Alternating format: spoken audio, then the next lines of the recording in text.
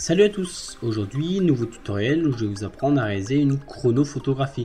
Donc pour ceux et celles qui ne voient pas du tout qu'est-ce que c'est, voici un exemple.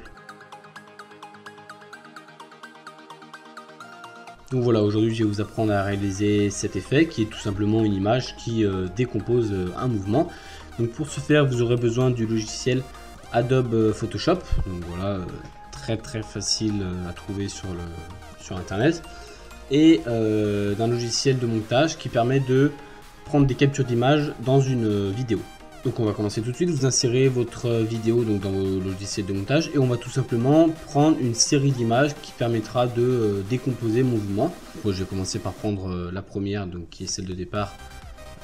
Donc j'enregistre tout simplement donc, juste sur Sony Vegas. Pour ceux qui ne savent pas, c'est tout simplement ici, enregistrer l'instantané d'un fichier.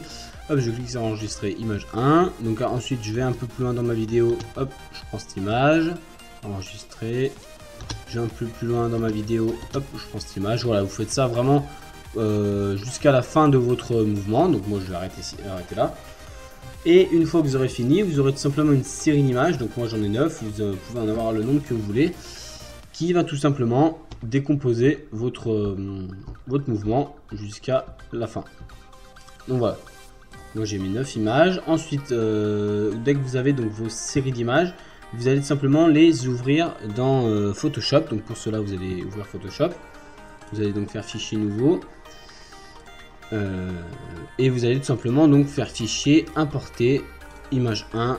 Importer, voilà, vous allez faire ça pour entrer bien sûr, vous allez faire ça pour chaque image.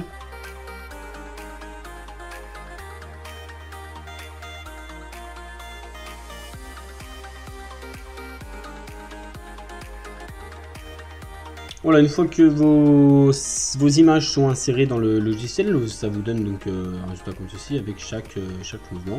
Donc si on désactive les images, voilà, on a notre première image, notre deuxième et ainsi de suite.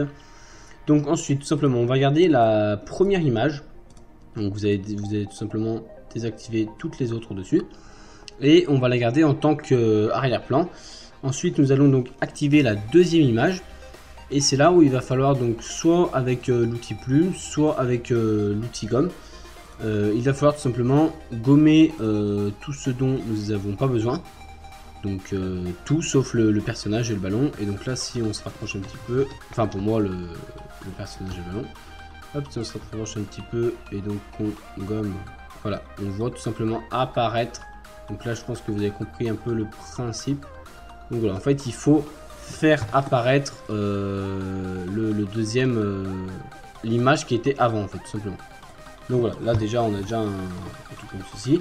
Et vous faites ça pour chaque image. Donc par exemple, hop, pour la 3, je me mets dessus.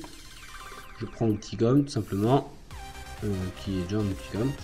Et je gomme jusqu'à trouver mes deux autres personnages, vos deux autres actions. Et voilà, vous faites ça pour chaque image. Donc j'en fais une dernière pour vous montrer. On prend l'outil gomme, hop, on gomme vraiment pour chaque image. Tac, tac, tac, tac, tac.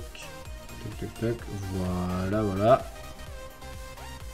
Là après voilà, il faut faire gaffe à l'ombre, hein, il faut bien détourer parce que là vous voyez que c'est dégueulasse. Une fois que vous aurez fait ça, voilà, ça vous donne un résultat comme ceci. Vous avez donc pour chaque, donc j'ai gardé l'arrière-plan et donc pour chaque image j'ai gommé, hop, et donc si on met tout activé, voilà, ça nous donne ce résultat final. Donc voilà, j'ai bien fait attention si on regarde aux ombres, donc bon là c'est pas non plus parfait, hein, là on dirait que ça se touche par là, mais voilà, ça donne un résultat comme ceci. Donc après on peut en activer un sur deux, hein, c'est au choix, voilà, on peut faire comme ça, c'est bon serré, selon nos préférences. Donc voilà, c'est la fin de ce tutoriel qui est vraiment hyper simple à réaliser, hyper rapide.